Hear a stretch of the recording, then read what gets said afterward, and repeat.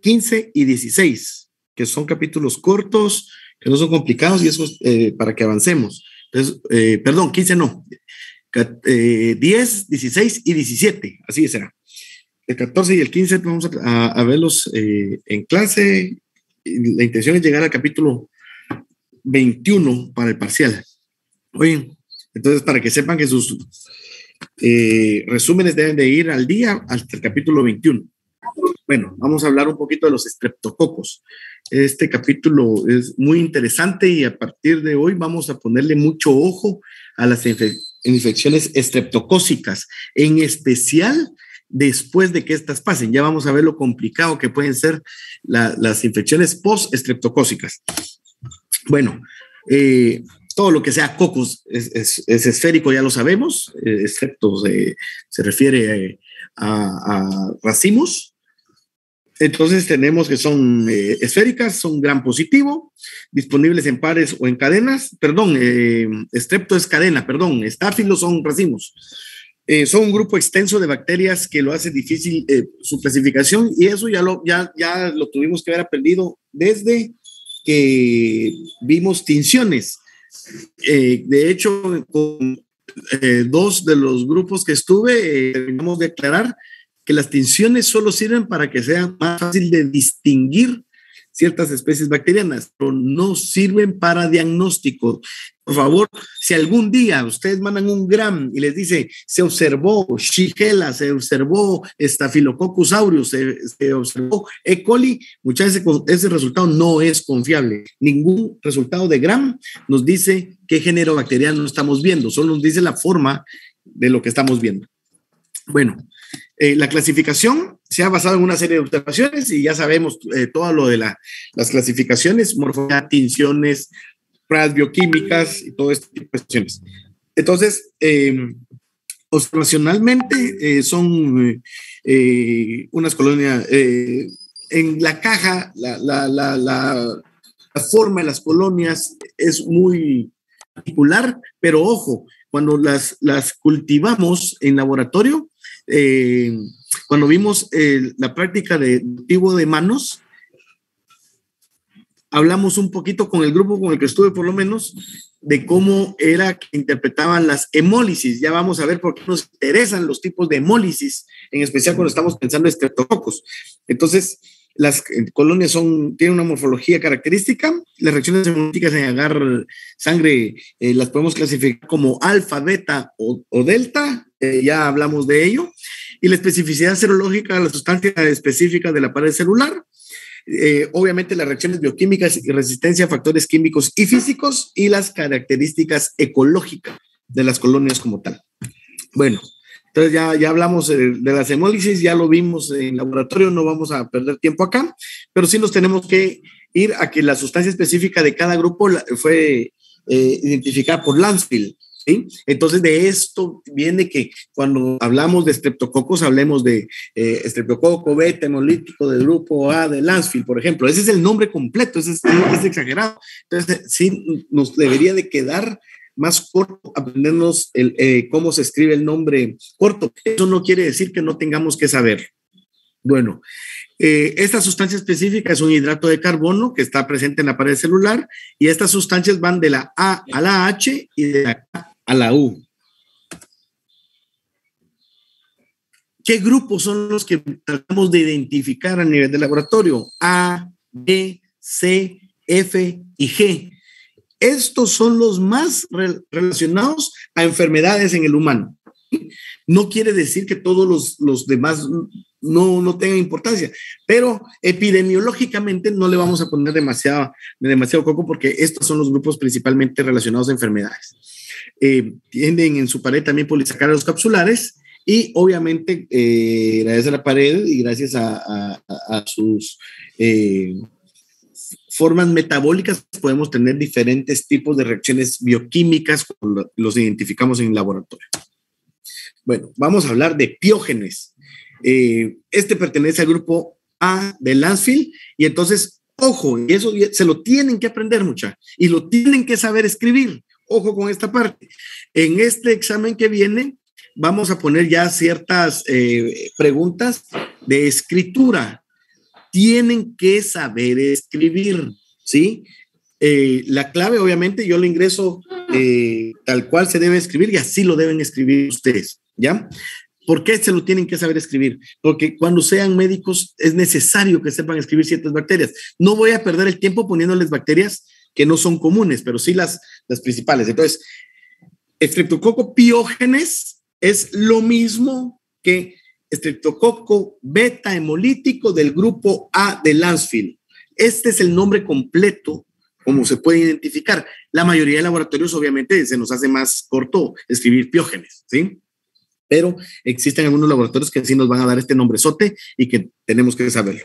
Bueno, es patógeno para el humano, produce invasión local y podría causar invasión sistémica, y esto ya lo vimos desde el primer capítulo de bacterias. Todas las bacterias, absolutamente todas, incluso las oportunistas, pueden causar infecciones sistémicas, toda vez no se traten a tiempo, ¿sí? Bueno, es beta hemolítico, capaz de producir cápsula, causante de fiebre reumática, pero la fiebre reumática es una reacción post-estreptocócica, ¿sí? No lo causa tan inmediatamente, y es microaerofílico. Cuando ya vamos a ver que principalmente piógenes lo vamos a asociar a infección a nivel de amígdalas. Entonces, casi todos los laboratorios, se recuerdan que habíamos hablado de que siempre que pidieran un cultivo lo íbamos a cultivar para aerobios. Pero ojo, cuando piden orocultivo, con O, oro, como que fuera metal, orocultivo, todos los laboratorios cultivamos de manera microaerofílica, porque lo primero que estamos pensando siempre que hagamos un orocultivo es en piógenes. Me interrumpen si tienen alguna duda. Hoy sí me siento haciendo monólogo. Sí se me escucha todavía, ¿verdad? Sí. Bueno, tenemos la estructura antigénica, que es la proteína M, la sustancia T, y entonces hablamos de la proteína M. Es esta proteína la que le da su virulencia o la que le da mayor virulencia a esta bacteria, toda vez esté presente, ¿sí? Existen 150 tipos de proteínas M, y no solo los estreptococos del grupo A tienen M, los del grupo C y D tienen genes muy similares a esta proteína M. Tenemos que irle poniendo atención a qué es lo que causa, lo vuelve virulento y qué no. La sustancia T, ninguna relación con virulencia, sabemos que existe y únicamente es útil para diferenciar entre los otros estreptococos. Y tiene nucleoproteínas. Estas constituyen la mayor parte del cuerpo celular de piógenes. Tiene toxinas y enzimas. Existen más de 20 productos antigénicos y entre ellos vamos a hablar de la streptocinasa. Si nos recordamos, cuando hicimos el laboratorio de ASO-FR-PCR, no solo hablamos del principio de aglutinación, porque cuando hicimos el laboratorio lo que queríamos era aprender el principio de aglutinación. Ya vimos que tenemos estas pruebas de tamizaje que son en películas con almidón. Tenemos esta de ASO-FR-PCR que eran por aglutinación en látex. Ojo, cuando tengan o vayan a sospechar de un paciente que pudo haber estado infectado con piógenes y queremos saber si este era productor de streptocinasa, mandamos un ASO. A título personal, ya no veo la funcionalidad de hacerlo en látex a menos que se le haga dilución, ¿sí? Si no hacemos dilución, no me sirve un resultado en látex, ¿sí? El resultado en látex solo es positivo o negativo. Entonces, se los traduzco. Digamos que pondremos del lado derecho los que tengan más de un quetzal y del lado izquierdo los que tengan menos de un quetzal, ¿sí? Bueno, y ponemos del lado derecho, les empiezo a revisar la billetera y ponemos del lado derecho todos los que tienen más de un quetzal. ¿Qué información les da esa?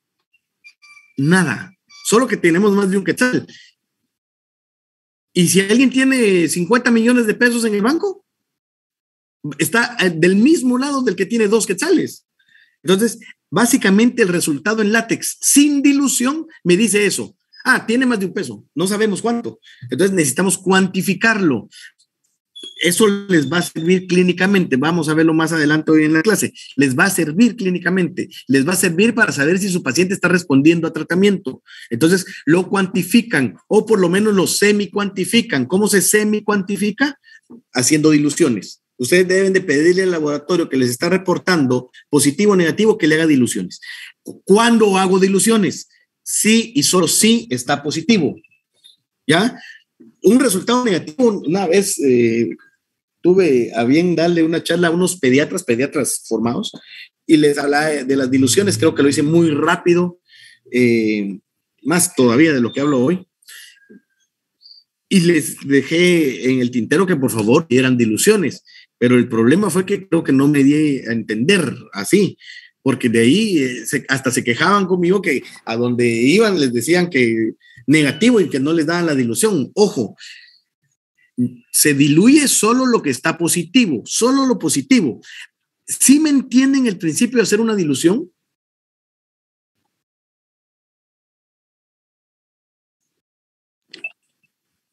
Bueno, el silencio responde. Entiendo que sí. Entonces, vamos a hablar de que esta estreptocinasa es una fibrinolicina producida por los estreptococos beta hemolíticos del grupo A de Lancefield, que se transforma y transforma el plasminógeno del plasma humano en plasmina. O sea, esto es lo que hace esta enzima. Digiere las proteínas y la fibrina, y entonces vamos a ver los problemas que puede causar.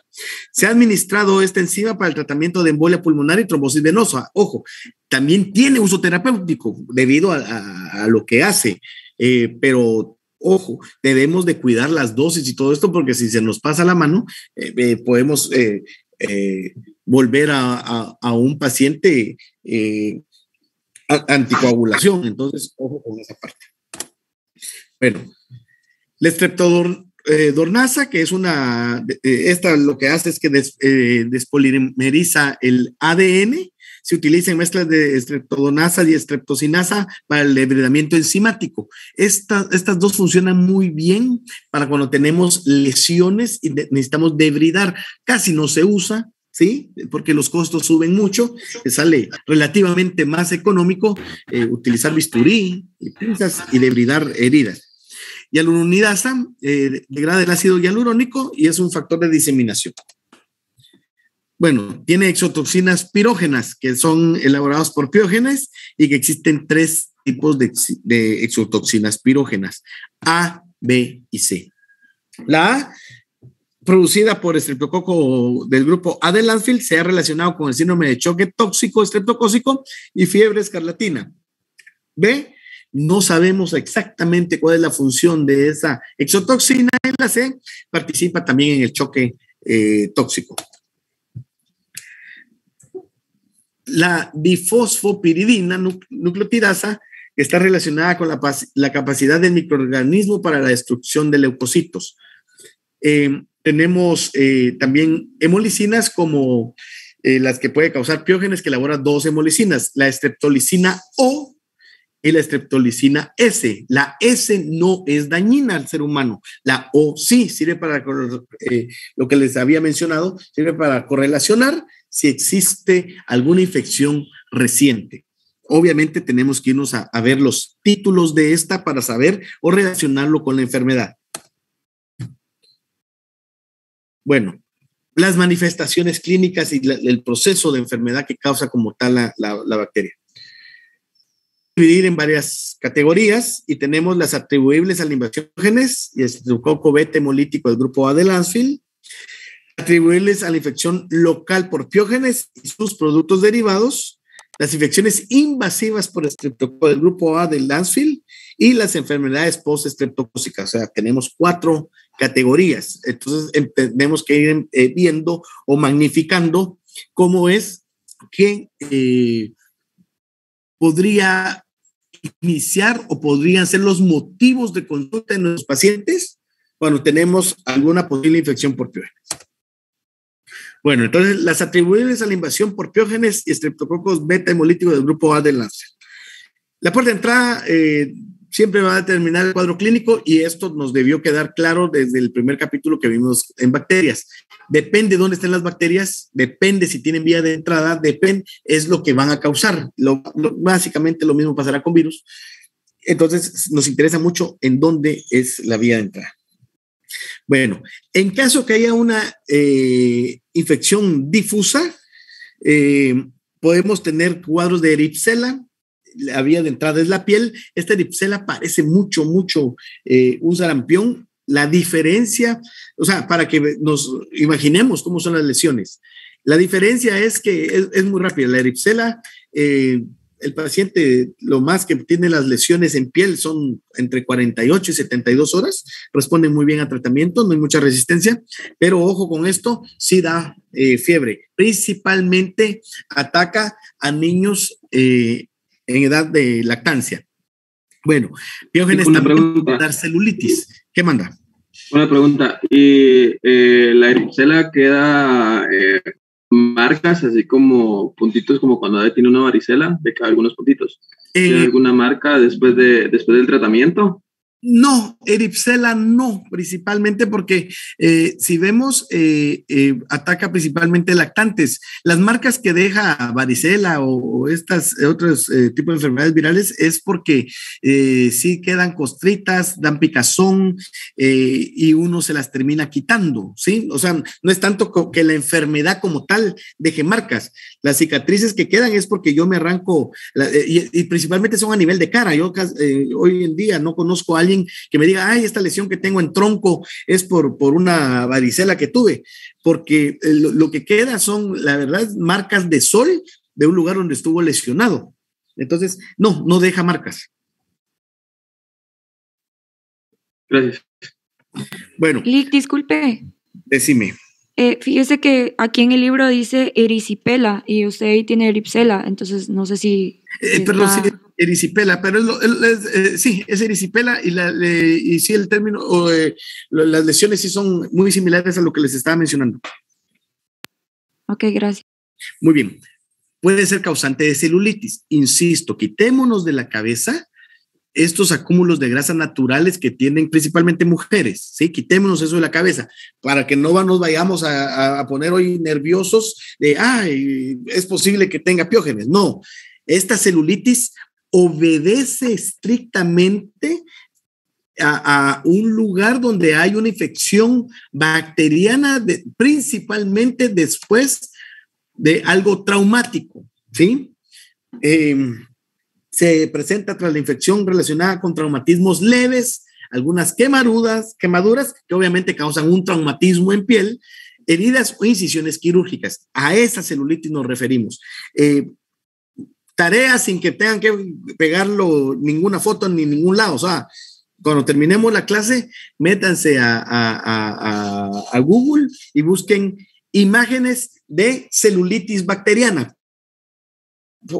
Pongan eso, nos quitemos de la cabeza o abramos un poquito la mente para saber o empezar a tratar de distinguir estas celulitis bacterianas. Bueno, podría causar fascitis necrosante o gangrena.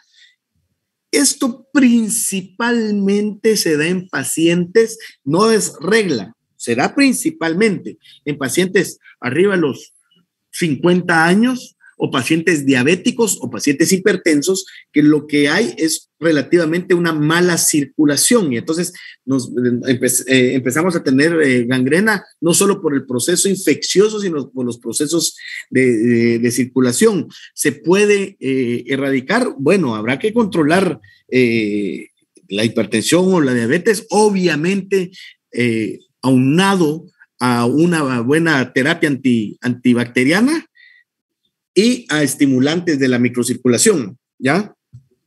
Nunca vayan a tratar de empezar a estimular la circulación o empezar a hacer curaciones si no tenemos tratamiento antimicrobiano. O sea, tenemos que ver que ya hay respuesta al tratamiento antimicrobiano para empezar a atender ese tipo de lesiones. Bueno, entonces esta fascitis necrosante es una infección de tejidos cutáneos y de la fascia, causa necrosis considerable y su diseminación es muy rápida de la piel, pero principalmente tiene que ver con esto que les había mencionado que pueden ser factores predisponentes. Lick. Decime. Buenos días. En base a la celulitis. Solo para verte, para conocerte. Perdón. En base a la celulitis, no es que la zona alrededor de la herida es que se pone como roja. Es que depende. Sí es una buena señal. O sea, esto es una buena señal de celulitis, sí. Tenemos principalmente úlceras y luego se empieza a poner rojo y luego, o sea, la úlcera relativamente sigue siendo del mismo tamaño, pero el miembro principalmente afecta a miembros inferiores. El miembro empieza a tener temperatura aumentada y da dolor porque la bacteria está comiendo tejido, puede haber presencia de pus. Entonces, por eso les decía, cuando terminemos la clase, se los dejo de tarea, hágalo quien quiera porque no necesito fotografías de lo mismo, es que busquen lesiones con celulitis bacteriana. Y entonces ahí vamos a ver un montón de lesiones, imágenes, ¿va? Ahí van a ver un montón de lesiones solo para que empecemos a tener ya en el disco duro cómo podemos identificar un posible caso de celulitis. Obviamente habrá que diagnosticarlo con otras pruebas de laboratorio. Es que le pregunto porque como a mi abuela, pues, como ella tiene un perro, la mordió, ¿va? Ajá. Entonces la internaron y en el ICSI cuando preguntamos, pues yo entré a preguntar por ella y me dijeron que tenía celulitis y que sí la tenían que tratar porque si la avanzaba, pues se le iba a complicar. Entonces, desde ahí me entró la duda, pero como nos ha mandado fotos, porque como no hay visita, sí, toda la parte de porque aquí fue la mordedura, toda la parte de la mordedura hasta se puso roja, por así decirle. Hubieron partes sí que estuvieron algo moradas, pero ya conforme el tiempo le fue bajando. Ya. Por eso le preguntaba. ¿Tu abuelita es diabética o hipertensa? Sí, tiene diabetes. Es que es lo que les decía, se nos viene a complicar la microcirculación, eso es lo difícil, la microcirculación. ¿Por qué se vuelve complicado por la microcirculación? Recordemos que el antibiótico que estemos administrando en cualquiera de sus vías, la intención es que llegue a tejidos blandos. En este caso, tenemos que pensar en un antibiótico que tiene buena penetración a tejidos blandos. Bueno, pero ¿y cómo llega al tejido blando? Porque el antibiótico no es inteligente, necesita un medio de transporte. ¿Cuál es el medio de transporte? Sistema circulatorio. Y si la circulación no es muy buena, no está llegando el antibiótico al lugar que queremos. Entonces, en los casos estos que tenemos celulitis, es posible que haya doble terapia. Cuando digo doble terapia es oral y tópica, con la intención de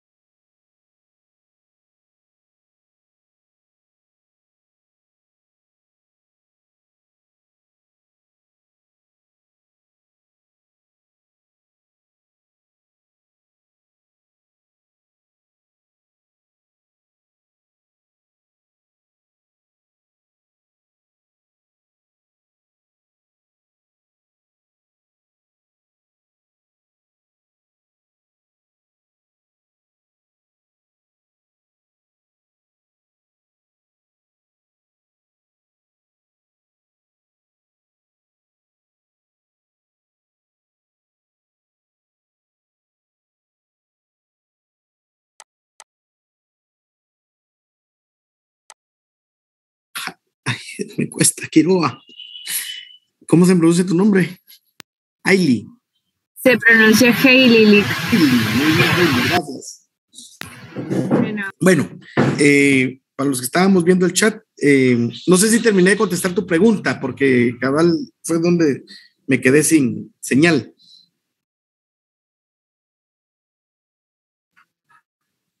Yo creo que sí. Muy bien. Bueno, aparte tenemos a su compañero Edgar Sandoval, que nos mandó una imagen ahí. Entiendo que es de la mamá, ¿sí? Sí, tiene todo el cuadro característico por una celulitis. ¿La pudiste tocar? Sí, licenciado.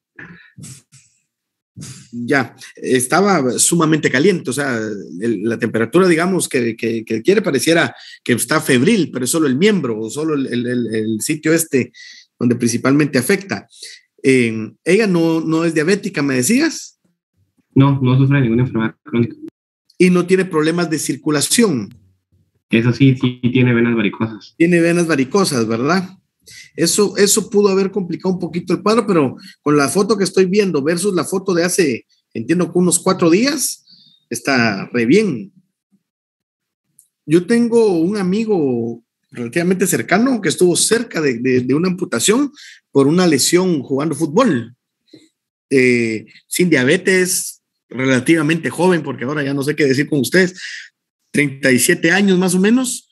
Lo lesionan jugando fútbol, desarrolla celulitis y estuvo a nada de que tuvieran que amputarlo. Perdió masa muscular y todo, pero gracias a Dios pues no perdió miembro. Ya no leí si la cultivaron, ahorita voy a leer. No la cultivaron. Siempre es bueno cultivar.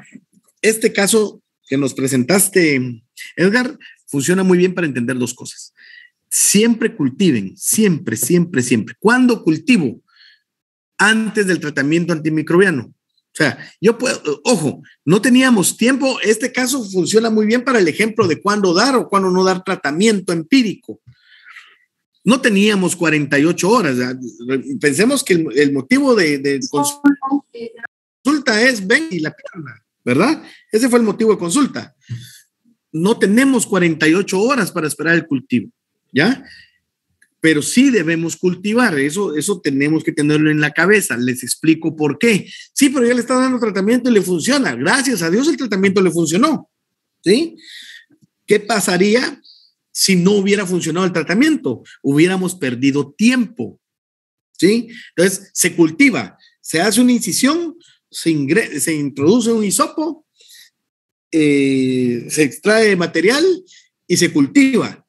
Inmediatamente después del cultivo, que el cultivo nos lleva no más de 5 minutos o 10 minutos, exagerando, inmediatamente después del cultivo empieza el tratamiento antimicrobiano.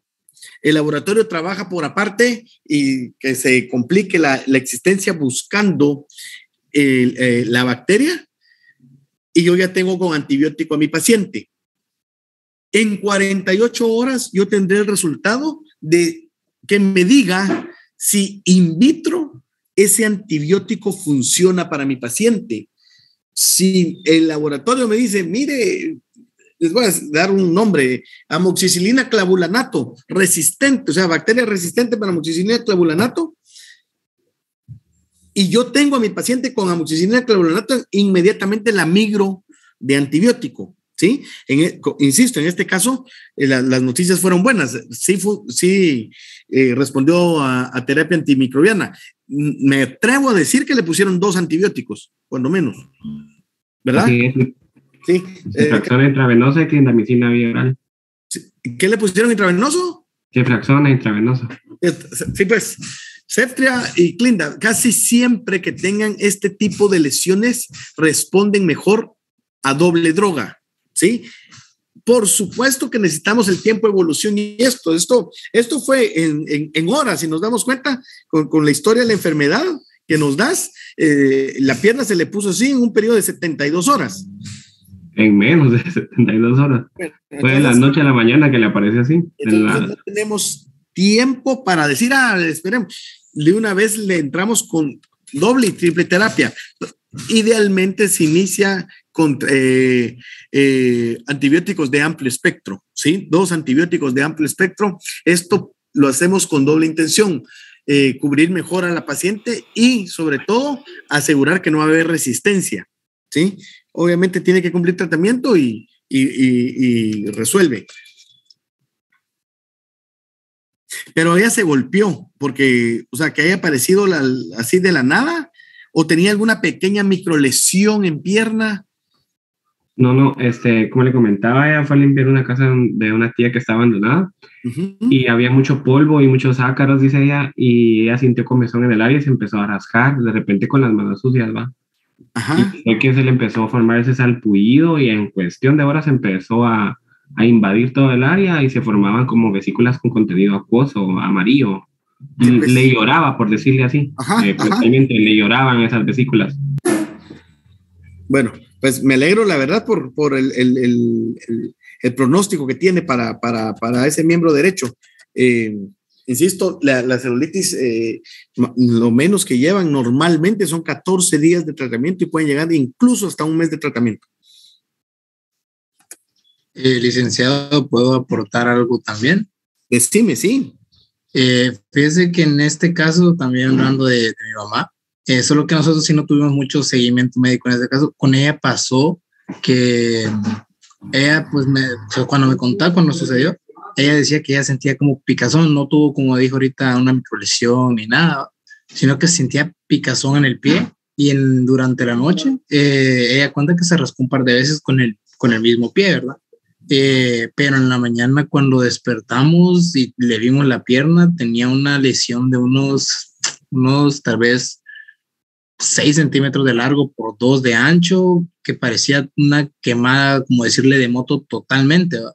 Y la secreción, la herida se secretaba, como mencionó el compañero Edgar, como lloraba, líquido amarillo, y todo eso. Entonces ahora, razonando, sí parece una infección bacteriana, solo que pues ella por falta de tiempo y así no quiso ir al médico y hablando con un médico entre la familia, pues se recomendó un par de antibióticos que pues sí funcionaron, pero ahí ahora me causa la duda de por lo que decidí hacer el aporte es por la rapidez con la que la herida, como dijo Edgar, de la noche a la mañana apareció. Muy bien. ¿Cuánto tiempo con antibiótico estuvo, me decías? Sí tardó, licenciado, tardó un par de semanitas porque no curaba la herida, no costó que empezara a curar, pero sí estuvo un par de semanitas. Ya. El antibiótico que usó sí no muy bien sé. Ya, ojo, esto que ustedes le llaman que la herida le lloraba, esto es acumulación de glóbulos blancos en el lugar de la herida y es pus. Por eso es de que en algunos casos se llega a debridar, dependiendo cómo esté el tejido. Obviamente tiene que dar indicaciones de que el tejido ya está necrosado para que debridemos. El antibiótico, insisto, debe ser de amplio espectro. Me atrevería a creer también que le metieron 2 antibióticos. Difícilmente alguien se atreve a tratar una celulitis con un solo antibiótico, porque corremos el riesgo de lo que les decía, que la infección llega a hueso, y una vez que llega a hueso, perdimos la batalla, toca amputación.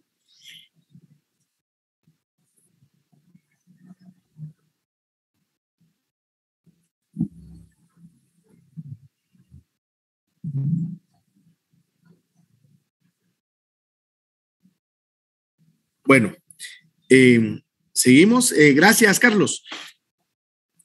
Dale, gracias por apoyarme con la duda. Bueno, seguimos con fiebre puerperal. Los estreptococos entran a nivel de útero después del parto. Es una septicemia de una herida infectada. Estas infecciones que estamos viendo las vamos a llamar oportunistas. Técnicamente leyeron su capítulo 10 y si vieron, tenemos estreptococo como parte de la microbiota normal en ciertas partes del cuerpo. Entonces, lo que ocurre es que encuentran vía de entrada y entran básicamente. Entonces, se vuelven infecciones oportunistas. Bacteriemia y septicemia, insisto, básicamente cualquier bacteria patógena puede causarla, toda vez no se trate a tiempo. Puede ser mortal, obviamente estamos hablando de una infección de la sangre para que nos entendamos, y entonces debemos entender qué conlleva una infección de la sangre. Es una infección sistémica, es una infección que puede llegar a cualquier lado, puede infectar corazón, pulmones, hígado, entonces se complica mucho. Entonces obviamente un paciente con bacteremia, con septicemia, debe estar ingresado a un hospital y ponerle tratamiento intravenoso, no hay de otra. Puede estar sucedida de una celulitis o de una faringitis, pero insisto, puede estar sucedida de cualquier cosa. En este caso estamos viendo piógenes, por eso menciona estos dos casos. Nick, una pregunta. Sí. Regresando a la diapo anterior, en cuanto a la bacteremia, que dice que está sucedida principalmente por la celulitis. ¿La celulitis la presenta como tal la celulitis es como que dice como tal el diagnóstico o es principalmente la bacteremia? No, vamos en orden. Hagamos de cuenta que nos entendamos como solo para traducirte lo que me estás diciendo. El principal motivo es celulitis. Luego de que venimos evolucionando nuestra paciente y que ya conocemos el caso y todo, nos damos cuenta que empieza a producir bacteremia. ¿Ya? Entonces, digámoslo así, tendría dos diagnósticos nuestro paciente. La celulitis, que es el motivo de consulta, y una bacteremia que va a desarrollar consecuencia de una celulitis que no hemos podido manejar. Cuando digo no hemos podido, no estoy criminalizando a nadie, estoy diciendo que o la bacteria es demasiado resistente o demasiado patógena y el sistema inmunológico de nuestro paciente es demasiado débil, los antibióticos no están funcionando, la circulación, microcirculación no es buena, o sea, es un montón de factores, pero el punto es de que estamos perdiendo la batalla contra contra la bacteria. Para que haya septicemias por sí mismas, tenemos que hablar de una infección de la sangre como tal, así. Entonces, esto se da tal vez en caso de que transfundamos una unidad infectada o que no se haya hecho la asepsia adecuada en una punción. Ahí tenemos tal vez un cuadro de septicemia primario. Las septicemias principalmente son secundarias. Sí, pues es que le pregunto porque yo también hace un par de años conocí un caso acá en la familia donde vino este familiar y de la nada, o sea, no tenía heridas ni traumatismos recientes, ni siquiera una pequeña lesión. Entonces este paciente empezó a sudar frío, con aquellos temblores pero exagerados, una taquicardia, con aquella sensación de que ya mero se moría. Entonces fue de emergencia llevarlo al hospital. Y supuestamente el diagnóstico habían dicho que era una septicemia, pero también mencionaban la celulitis. Entonces yo digo, o sea, o es una cosa o es otra, ¿verdad? Pero como ahorita están hablando de que la celulitis prácticamente es como quien dice, solo se presenta en un miembro más frecuentemente, entonces esto que tenía que ver una cosa con otra, ¿verdad? Sí, que de hecho eso sí, soy responsable de haberles dicho que principalmente la celulitis ocurren en miembros inferiores, pero ojo, que recordemos que también podemos tener infecciones a mediano plazo. Yo hoy puedo tener una infección de garganta, que ya lo vamos a ver aquí adelante. Hoy puedo tener infección de garganta, aparentemente resolver esa situación, aparentemente, insisto, y dentro de 5 días aparecer con una septicemia. O sea, sí tuvo que tendríamos que ver si realmente en toda la historia de la enfermedad si tuvo algún tipo de actividad invasiva. O sea, insisto, pudo haber ido al laboratorio a que le hicieran grupo sanguíneo y ahí se infectó, ¿sí? Por una mala técnica de asepsia. Entonces, habría que conocer el caso, pero para que alguien aparezca con septicemia así de la noche a la mañana, me llama la atención mucho.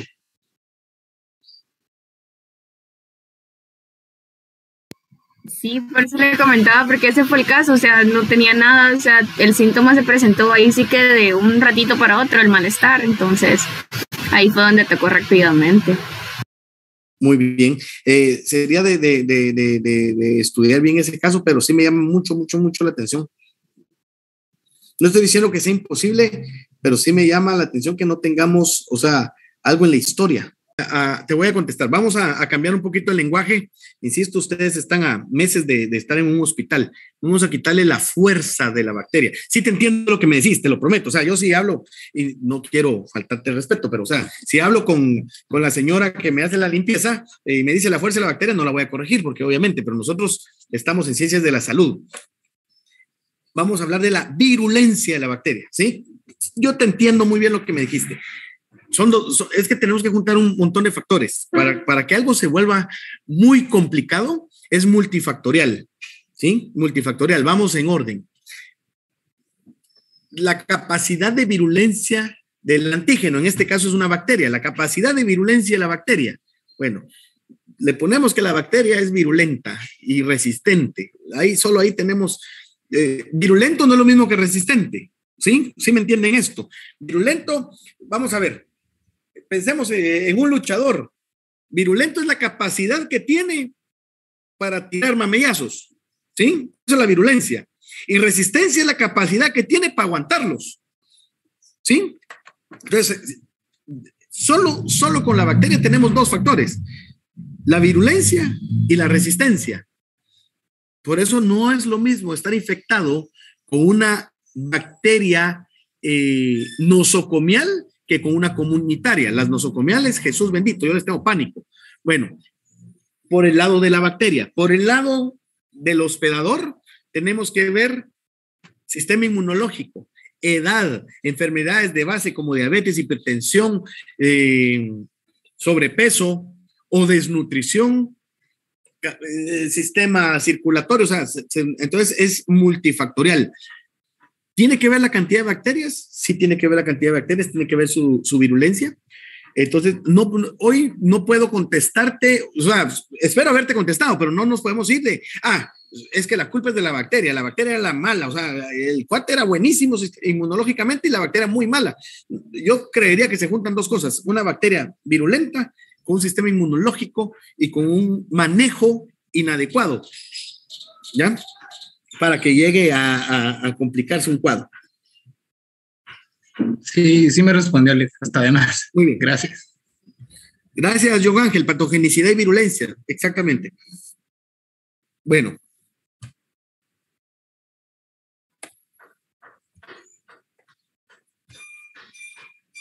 Bueno, entonces, por piógenes podemos hablar de faringitis estreptocócica. Es una de las infecciones más frecuentes y que es atribuible a piógenes. Yo, a título personal, sí, ahí sí regaño cuando alguien me dice, es que tenía inflamación de garganta y me tomé 3 días de amoxicilina clavulanato, porque ese lo venden hasta en las tiendas ahora, por más de que tenemos una ley que técnicamente no permite que podamos comprar antibióticos como que son chicles.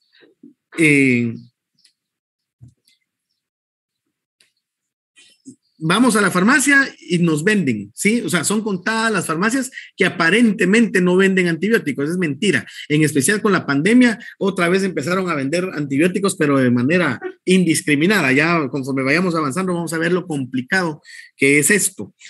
Entonces, de aquí en adelante, por favor, en especial cualquiera que esté pasando este curso, 4º, 5º, 6º, muchachos, no tratemos infecciones de la garganta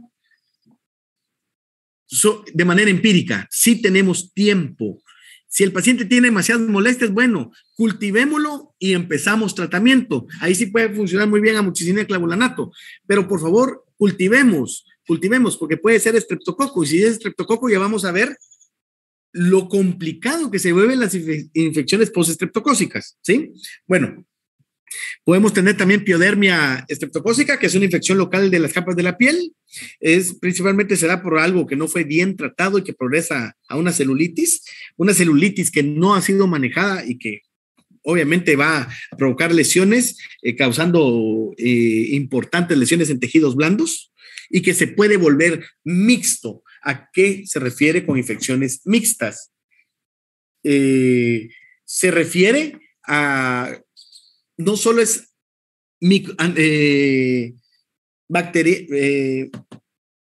originada por bacterias, sino también podríamos tener un hongo o un parásito, principalmente cuando son lesiones de tejidos blandos, se va a dar más que todo bacteria y hongo. No quiere decir que no pueda existir otra pareja de infecciones, siempre bacteria y algo más, pero principalmente estas son, ¿sí? Bueno, las infecciones invasivas por estreptococo de grupo A, puede haber choque tóxico estreptocócico. ¿Y cómo se manifiesta? Hay infecciones invasivas y fulminantes, se caracterizan obviamente por choque. Esto tiene que ver con inmunología. Nos tenemos que recordar del el choque séptico, que era sepsis como tal. Puede dar bacteremia, puede dar insuficiencia respiratoria y falla multiorgánica, pero insisto, esto tiene que ver principalmente con la circulación, porque recordemos que la circulación llega a todos los órganos, ¿sí? Puede existir fiebre escarlatina y esto va a ser gracias a las exotoxinas A y C, que están principalmente relacionadas con faringitis. Bueno, y entonces a lo que les estaba mencionando, enfermedades postestreptocócicas. Señores, son las 10 en este momento. ¿Con quién tienen clase? Con la doctora Castillo, ¿verdad? Sí, con ella. Por favor, Rubayos o alguien de la directiva que se ponga en contacto con ella por mensaje, que le pregunte a qué horas va a empezar para saber si seguimos. Mientras me avisan por aquí en clase en cuánto tiempo empieza ella, sigamos nosotros, por favor. Bueno, entonces tenemos las enfermedades postestreptocócicas. Principalmente serán después de una infección por piógenes y hay un periodo de latencia de 1 a 4 semanas. Ojo con esta parte, que era lo que hablábamos con la compañera que nos presentó el caso de un tío, si no mal entendí. Siempre hay que indagar un poco más, siempre un poco más. O sea, ¿cuánto tiempo fue desde la última enfermedad? ¿Cuánto fue el tiempo desde la última intervención? ¿Cuánto fue el tiempo desde algo invasivo? Por favor, invasivo, un tatuaje, invasivo, un piercing, invasivo, una extracción de sangre, ¿sí? O sea, cualquier cosa que atraviese las capas de la piel le vamos a llamar invasivo, ¿sí? O no digamos que sea algún examen endoscópico, obviamente eso es invasivo y esto puede comprometer de alguna manera. Bueno, entonces, recordemos, es posible que yo esté infectado ahora y que dentro de 1 a 4 semanas después pueda presentar estas enfermedades postestreptocócicas, que podría ser fiebre reumática o nefritis. Esta fiebre reumática no es lo mismo que el reumatismo como tal, causa misma sintomatología y todo esto, pero no reumatismo como tal. El reumatismo como tal es propiamente una enfermedad autoinmune, ¿sí? Esta fiebre reumática relativamente es pasajera. Obviamente el paciente la va a pasar muy mal, pero ya vamos a ver diagnósticos diferenciales. Se cree que estas enfermedades no responden de forma directa a la infección por piógenes, sino a una hipersensibilidad. En el caso de las nefritis, recordemos que las nefritis las vamos a asociar principalmente a hipersensibilidades tipo 3 y nos tenemos que recordar cuáles son las hipersensibilidades tipo 3. ¿Sí? Entonces, ¿y cómo es que se compromete riñón? Disculpe, buenos días. La doctora Elisa dice que va a iniciar su clase a las 10:30. 10:30. Les Sí. vamos a dar hasta las 10:20, así los dejo descansar 10 minutos. Tenemos 18 minutos más.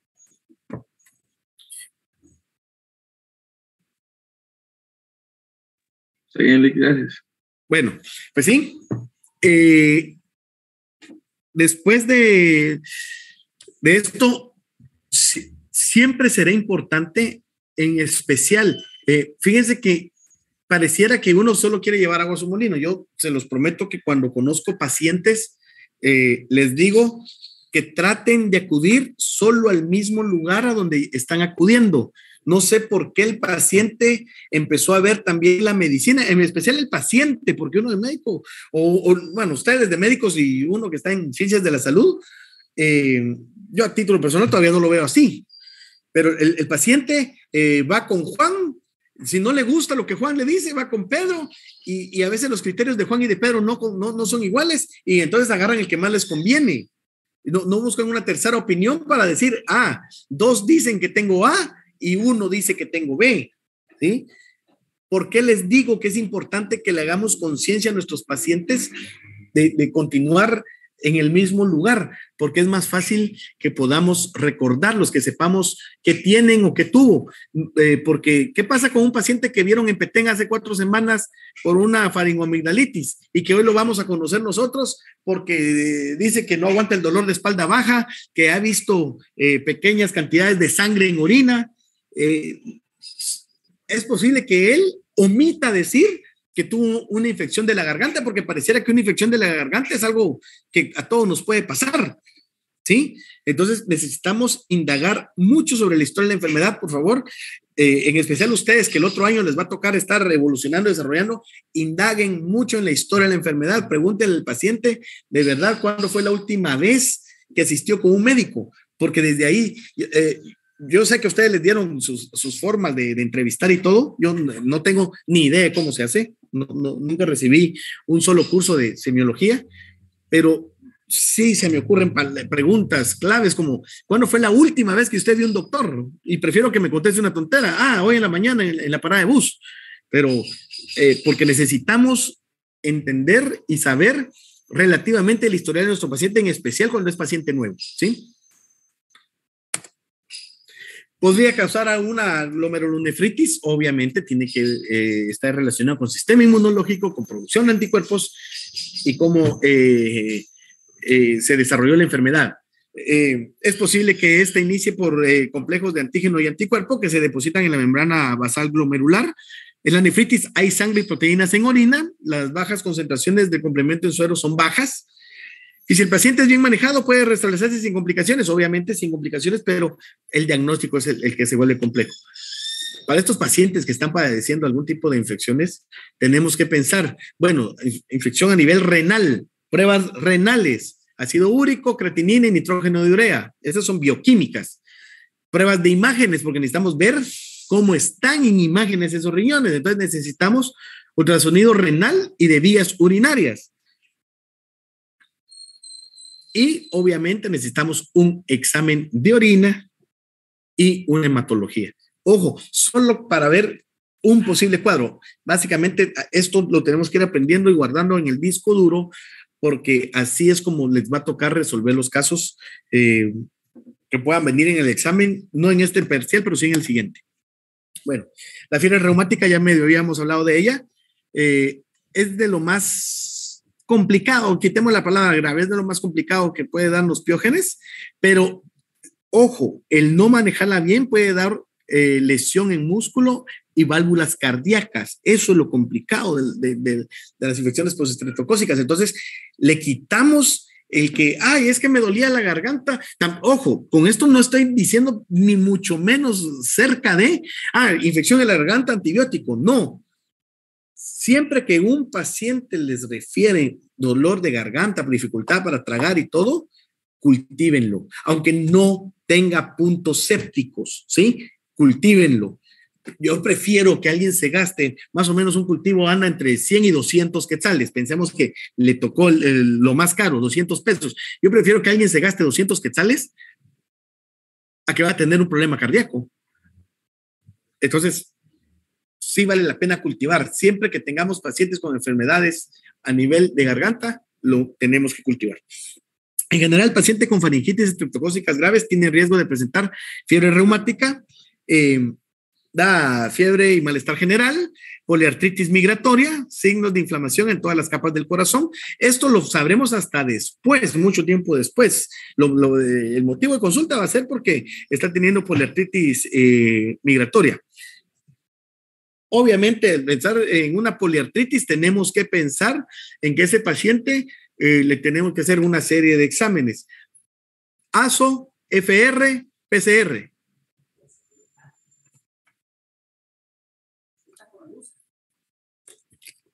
Permítame, jóvenes, permítanme.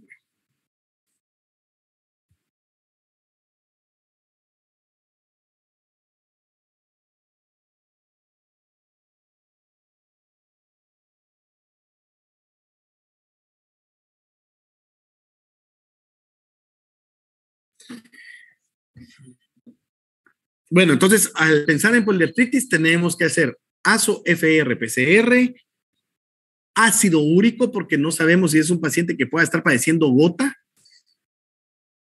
para diagnósticos diferenciales.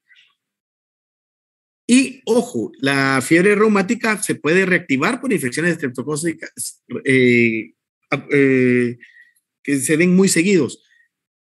La mayoría de pacientes que pueda tener infección estreptocócica normalmente presenta varias infecciones a lo largo de un año, o sea, 2 o 3 infecciones. Esto no es que esté inmunosupreso, no vayamos a pensar en eso. Aquí lo que tenemos que ver es que no hemos podido erradicar por completo el piógenes.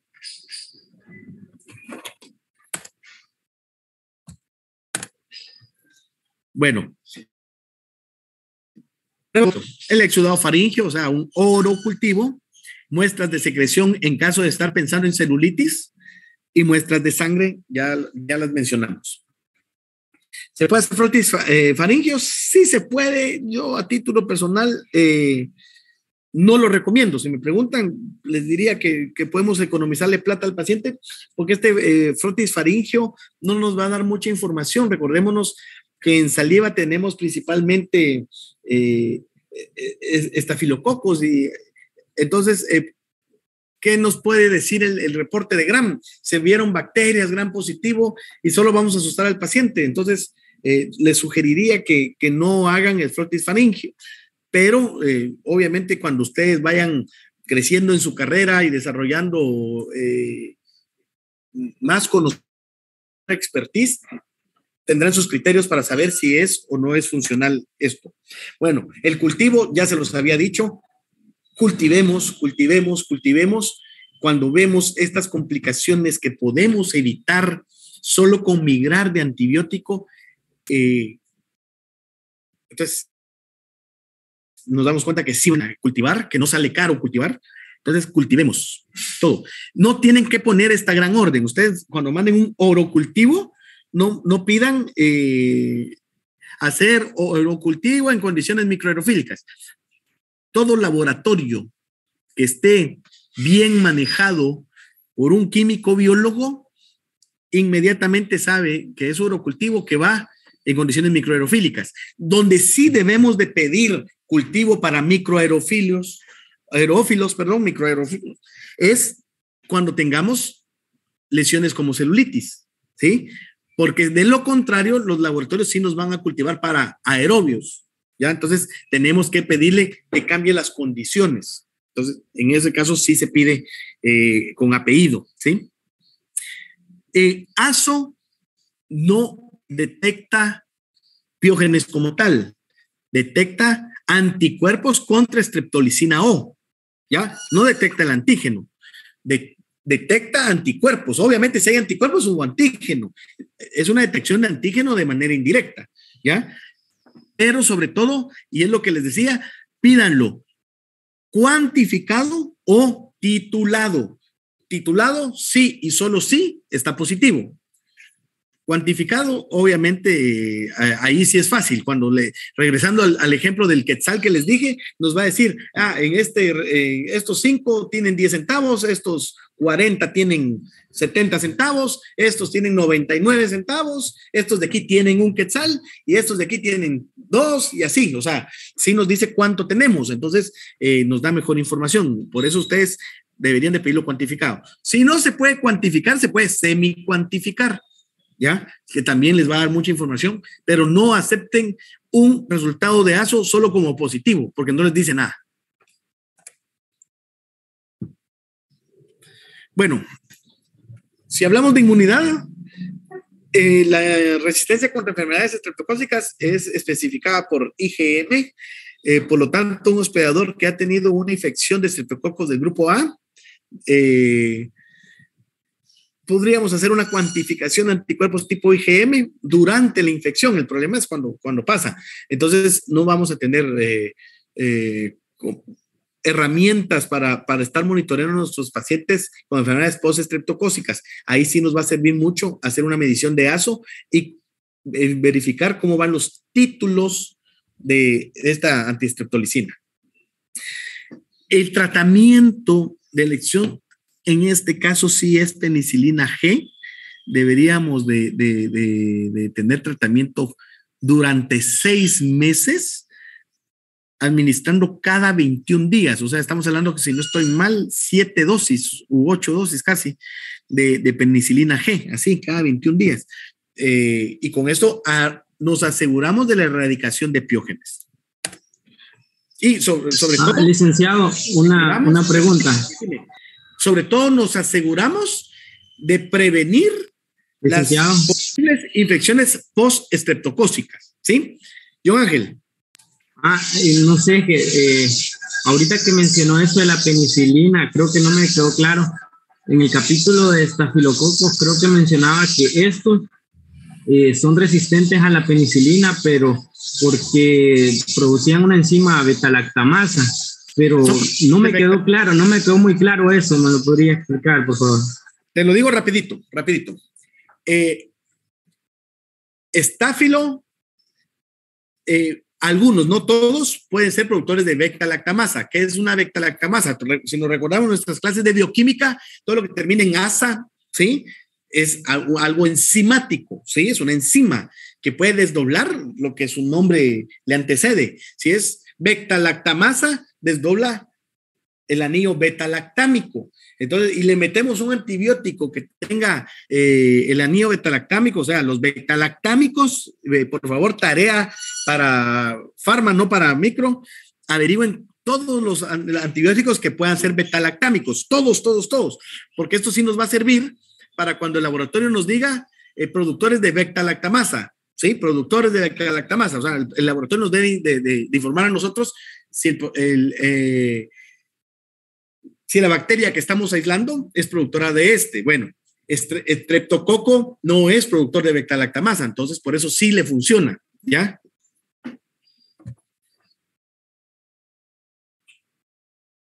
John Ángel. Sí, licenciado, ya me quedó claro. O sea, como el anillo beta-lactámico de la penicilina G, entonces es destruido por la beta-lactamasa de los estafilococos. Por eso a no le funciona. Exactamente.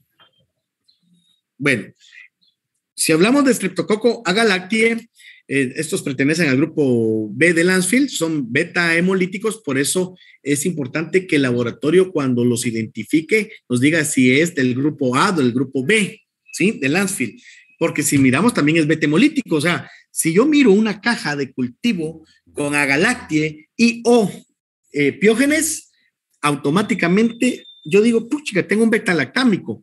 El laboratorio se tiene que hacer bolas, eso no es chance de ustedes, pero sí es importante que sepamos ciertas cosas. Agalactiae da positiva la prueba de campo, creo que aquí esto es una prueba de campo. ¿Cómo se hace? Está bien fácil. Yo con un asa hago una cruz en mi agar sangre, ¿sí? Y se forma ese fenómeno que tenemos al centro de la imagen, esa es la prueba de campo, ¿sí? Si se forma esa imagen es agalactiae, ¿sí? Si no se forma, ya empezamos a hacer pruebas bioquímicas para saber si es piógenes. Son parte de la microbiota vaginal y porción baja del tubo digestivo. La infección por estreptococo del grupo beta en el primer mes de vida puede ser mortal, obviamente igual que cualquier infección en el primer mes de vida, y las infecciones van a estar aumentadas en personas adultas y en personas no embarazadas. Mande. Fíjese que nosotros nos tocó la práctica del urocultivo, ¿verdad? Entonces, por lo menos en el agar sangre, nosotros tenemos, bueno, o sea, en la placa de Petri de agar sangre, tenemos como una línea en medio que ya viene. Entonces, ¿cómo se realiza esta o sea, ¿cómo le explico? O sea, la línea en medio. Te contesto rapidito. ¿Esto que estamos viendo qué es? ¿Gram positivo o gram negativo? ¿Gram positivo? Muy bien. ¿Y cuáles son principalmente las bacterias que buscamos en urocultivo? Es distinto, oro a uro. Ok. O sea, es diferente la placa de Petri. No, es lo mismo. Lo que pasa es que esta es una prueba de campo. Esta cruz, o sea, alguien se esforzó, hizo estudios y todo. O sea, hoy pareciera muy fácil. Agarro una caja, hago una cruz y espero este fenómeno. Esa es la prueba de campo, Sí, o sea, Camp fue el que la sugirió. Pero esta prueba de Camp la hacemos para gram positivo, ¿sí? ¿Cómo sé que es un gram positivo? Ya nos lo dijeron los grupos que nos hablaron de medios de cultivo, lo que crece en agar sangre. Si crece en sangre y no crece en McConkey, es un gram positivo. Si crece en sangre y en McConkey, es un gram negativo, porque en sangre crece de todo. Entonces, si es un gram negativo, no se hace la prueba de Camp. Lo que hicieron ustedes fue una siembra de orina, ¿ya? Y la siembra de orina no es más que una línea y un zigzag. Silencio. Gracias. ¿Seguro? Sí. Muy bien, Sosa. Sí. Bueno, señores, 10:20. Nos quedamos aquí. Me saludan a la doctora. Descansen 10 minutos, vayan al baño, coman algo y nos miramos el día jueves. Buen día. Gracias.